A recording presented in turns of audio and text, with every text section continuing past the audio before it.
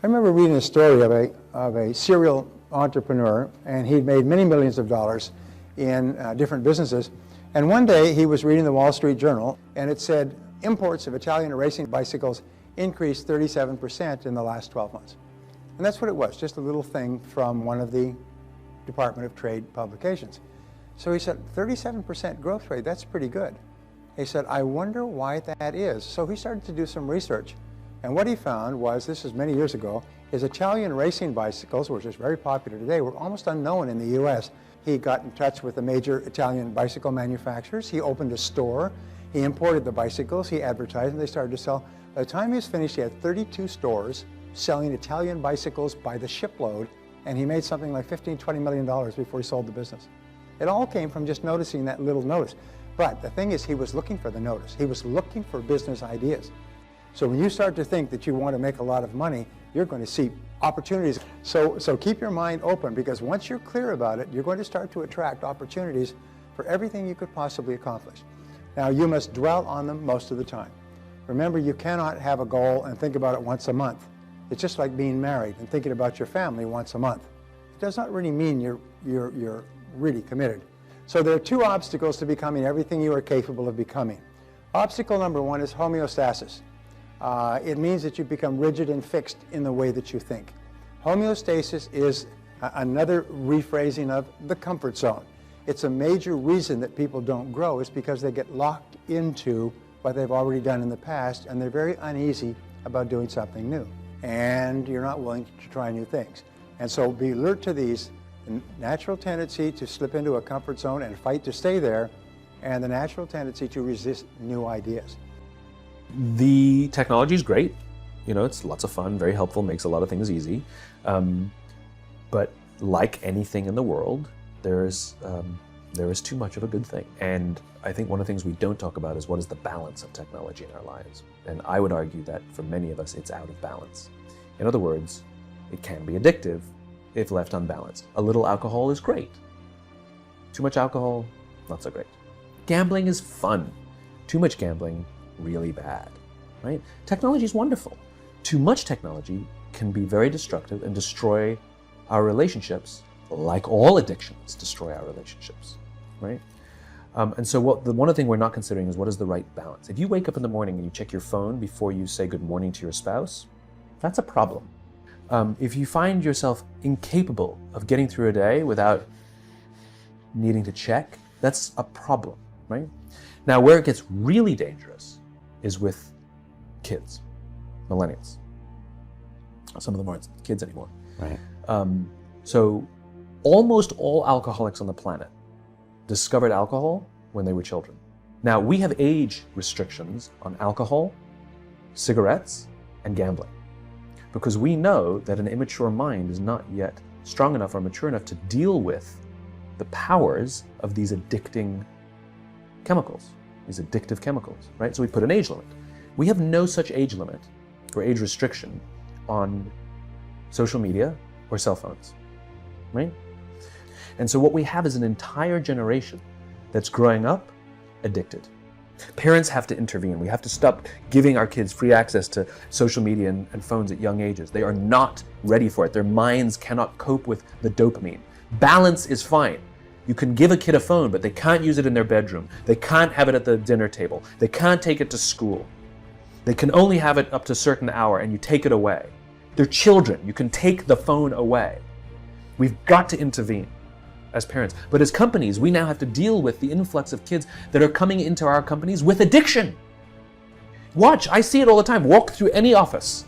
You'll see the older employees have their phones on the sides of their computers as they're working. You'll see the youngest employees have their phones face up in front of their keyboards between their arms as they're working. And this is how they work. And the science is alarming.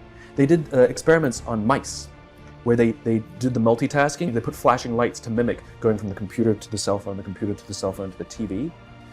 The mice that were exposed to the changing lights, it took them 3 times longer to solve a maze than the mice that weren't, and the damage was permanent. You can have anything in this world you want to have, and you can be anything in this world you want to be by using this simple process. Children, our children, folks, How many times have you heard people say to their children, the child says, I'm going to be president of the United States. And the father and mother would say to him, you, with your studies, you'll never make it, Junior. Now this is a wonderful seed to plant in this fertile little brain, the subconscious, this fertile little mind. You are telling him he can't, he isn't smart enough. The child says, I'm going to be a rich man when I grow up. I'm going to have everything in this world. He says, you're going to have to learn a lot, Junior. One thing, you don't know how to handle money. Now, anytime any children come to you or to the parents, you should tell your children this. They say, Junior, you're the type of child that can have anything in this world. You have the ability and the intelligence to go anywhere, do anything, and have everything in this world. It is yours because you're that type of a child. Start planting these seeds in our children. This country today is teaching too many children, what to think instead of how to think. And what are we? We are only children a little older than the other children. And we are growing up children. And we have to, at some time in life, we have to start deciding and pinpointing things that we want in this world. And I am not just talking about the tangible objects. I'm talking about the intangible things. What would you like to be? What type of person would you like to be? Would you like to have more love in your life? Well, then you must learn to give love. You'll never have anything without giving. Everything I give, I receive back, multiplied. If I have a lot of hate in my life, I'm giving hate out. And so if I don't want hate coming in my life, I should not be giving it out. If I don't want people to talk about me, I shouldn't be talking about people. Everything that I send out, I get back with feeling.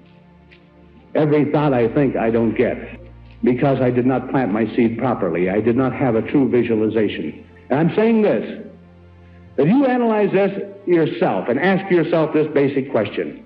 Do you know what you want in life? If I was to ask you right now, what do you really want? What are the tangible objects that you want in this world? The things that you can feel and touch and smell.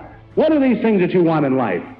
And you know, folks, the amazing thing, I doubt if there's 2% of the people in this room could tell me and describe it and just like that come right out and say it. You don't know exactly what you want. And this is why, folks, that you know what happens? We get a lot of things that's left over from the people who know what they want. That's why we do not get the things. We haven't defined it. We do not know exactly what we want. So what is it that you want? Define it. Write it down.